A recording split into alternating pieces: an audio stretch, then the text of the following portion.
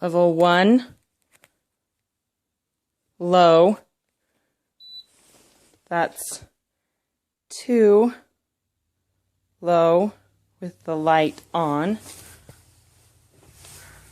You can kind of see the vapor coming out. There's high with the light on, and high with the light off.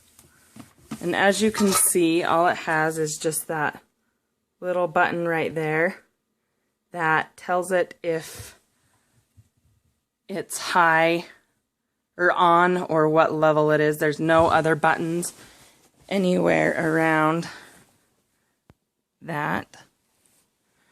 And then that light will also turn red when the water is low, and it will shut off.